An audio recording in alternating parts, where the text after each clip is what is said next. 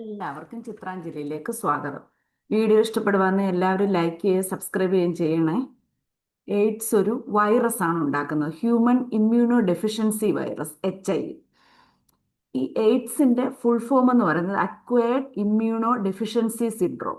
അതായത് ഈ വൈറസ് നമ്മുടെ ശരീരത്തിനുള്ളിൽ കയറി കഴിഞ്ഞാൽ നമ്മുടെ ശരീരത്തിന്റെ പ്രതിരോധാവസ്ഥയാണ് ആദ്യം അറ്റാക്ക് ചെയ്യുന്നത്. അങ്ങനെ നമുക്ക് ഏത് അസുഖം വേണമെങ്കിലും മരണകാരണമാകാം.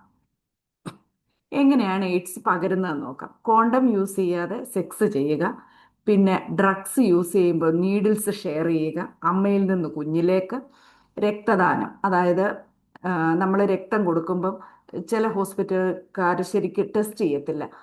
അങ്ങനെ ടെസ്റ്റ് ചെയ്യാതെ എടുക്കുന്ന രക്തം മറ്റൊരാൾക്ക് കൊടുക്കുമ്പോൾ അവർക്ക് എയ്ഡ്സ് ഉണ്ടാകുന്നു. ഇത് പണ്ട് ഒരു ചിമ്പാൻസിയിൽ നിന്നാണ് മനുഷ്യരിലേക്ക് പകർന്നത്. ഏറ്റവും കൂടുതൽ എയ്ഡ്സ് രോഗികളുള്ള രാജ്യം south ആഫ്രിക്കയാണ്.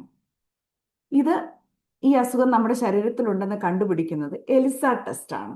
Elisa blood test, enzyme linked immuno absorbed assay എന്നാണ് ഇതിന്റെ ഫുൾ ഫോം.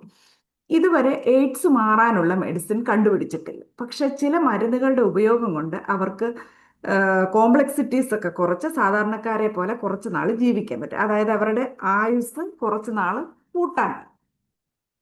ചില ആളുകളുടെ ആരോഗ്യം അനുസരിച്ച് 10 വർഷം വരെ പ്രകടമായ രോഗലക്ഷണങ്ങളൊന്നും കാണത്തില്ല. പക്ഷെ അവർ രോഗവാഹകരാണ്. അതായത് അവരുമായി സെക്സിൽ ഏർപ്പെടുക അല്ലെങ്കിൽ അവരുടെ രക്തം മറ്റൊരാൾക്ക് കൊടുക്കുക, അങ്ങനെയൊക്കെയുള്ള അവസ്ഥയിൽ മറ്റുള്ളവർക്ക് രോഗം പകരുന്നതായിരിക്കും.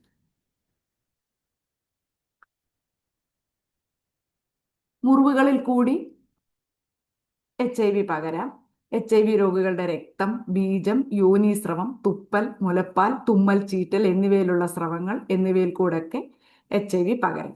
പിന്നെ ഷേക്ക് ഹാൻഡ് കൊടുത്തത് കൊണ്ടോ കെട്ടിപ്പിടിച്ചത് കൊണ്ടോ ഒന്നും എയ്ഡ്സ് പകരത്തില്ല. ഇപ്പോൾ പുതിയ ഒരു ചികിത്സാ രംഗത്തൊരു കണ്ടുപിടുത്തം നടന്നിട്ടുണ്ട്. ഒരുപാട് അന്യസംസ്ഥാന തൊഴിലാളികളും മറ്റുള്ള ആൾക്കാരും ഒക്കെ നമ്മുടെ നാട്ടിലുണ്ട്. ചിലപ്പോൾ പെട്ടെന്ന് അവർ ആരെങ്കിലും റേപ്പ് ചെയ്യുകയോ വല്ലതും ചെയ്താൽ ഹോസ്പിറ്റലിൽ എത്തിച്ചാൽ ഒരു 2 മണിക്കൂർ തൊട്ട് 72 മണിക്കൂറിനുള്ളിൽ മാത്രമേ ഈ മരുന്ന് ഫലപ്രദമായി പ്രവർത്തിക്കുകയുള്ളൂ.